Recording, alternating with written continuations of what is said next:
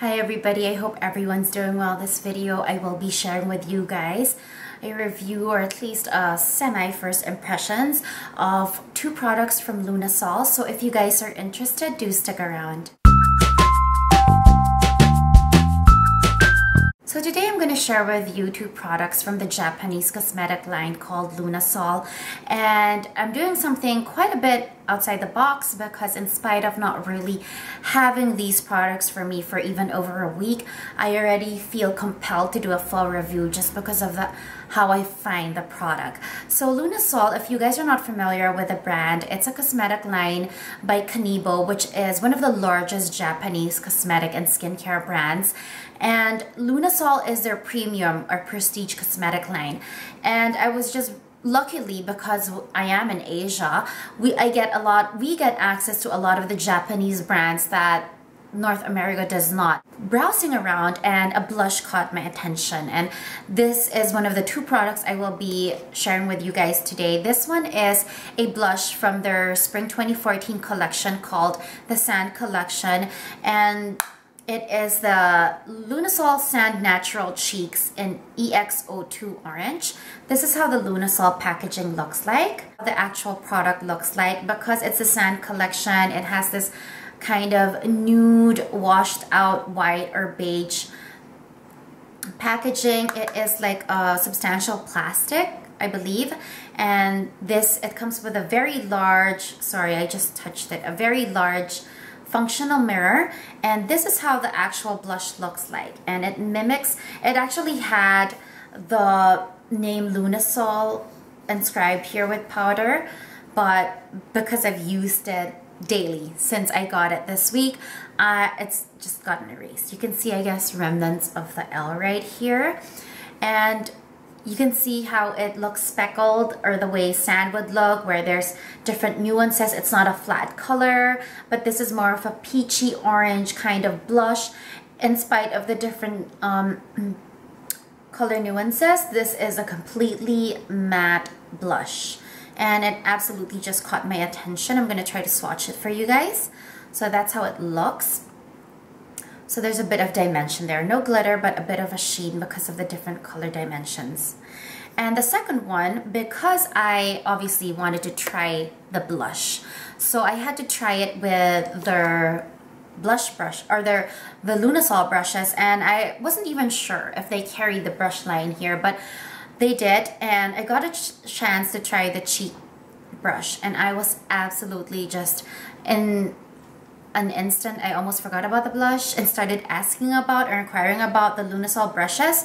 So this is the second product that I will be sharing with you guys, or reviewing with you guys. It's the cheek brush and you might be surprised with how the packaging looks, because remember, this is a premium line and the prices are premium as well. I think the blush was over $50 and the brush was almost like, I guess you could say about $80, if not more.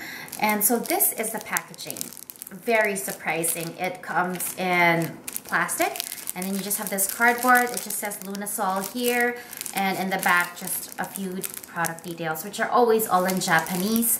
Luckily, even with the blush, it says what the brand is in English, or the product is in English. So what really drew me to this brush was the amazing softness. And take note, I got a chance to use the tester on the counter, which really looked like it was going to be absolutely scratchy because it was just all over the place. I knew it's probably been their blush brush tester for years, not just months. But when I put it on my cheeks to try the blush, it was just, I almost forgot about the blush completely. But anyway, so this is the Lunasol cheek brush number 7. This is how it looks. Nothing fancy with the packaging. You have the branding here called Lunasol. I don't know if you guys can see that. This is the shape of the brush. It is shaped round, but on the side, when you turn it to the side, it is flat. The most flat that I've seen in a blush brush compared to the ones that I've tried or I've used.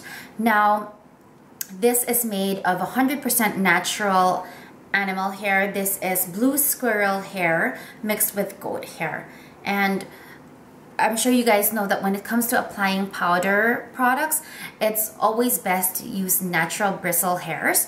Whereas with creams or liquids, I find that synthetics work so much better. So it just makes it so ideal for really applying blush. Another thing that I super love about this brush is the shape. It really just falls into the size of your cheek or the apples of your cheek, unlike other brushes which are too small, too large. I will compare this to two of my go-to or at least favorite brushes. One is the Dior No. 6 blush brush, which was from the previous collection. I think this is phased out. And this is the MAC 116. I think in terms of shape, the Lunasol is similar to the MAC 116, if you guys can see. But on the side, the MAC 16 is much fatter than the Lunasol, which is much thinner.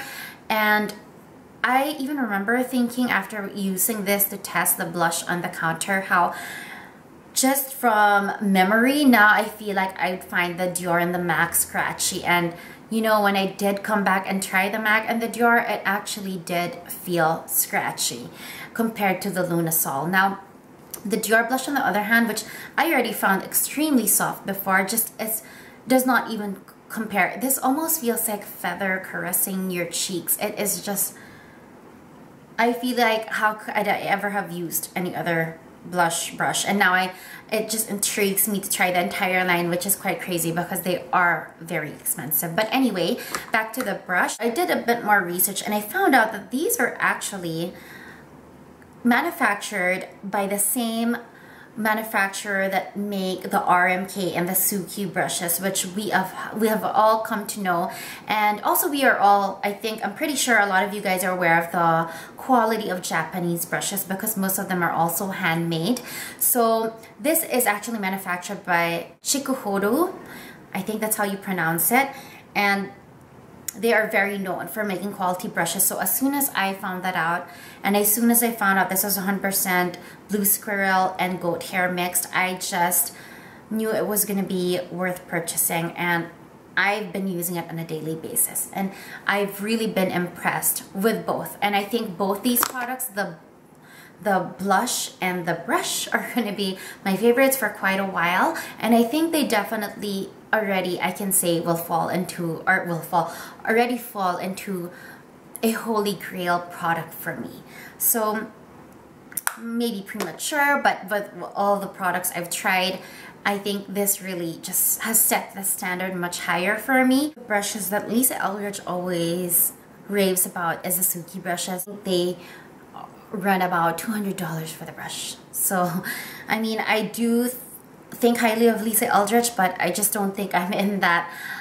I don't think I want to spend $200 yet for a brush, but this was a good introduction to the high quality that we know of Japanese cosmetic brushes, and to know that this one is also manufactured by the same manufacturers of Suki is absolutely such an amazing discovery. I think they are all manufactured by Chikuhodo. I came across a blog that actually gave such great description and comparative review of this Lunasol brush with an RMK and I think a Suki brush. So I will put the link down below. That's actually how I found out. So that is about it. That is my review slash first impressions of the Lunasol blush and cheek brush. I hope you guys found that interesting and informative. Thank you for watching, and I hope you guys have a great day or great evening.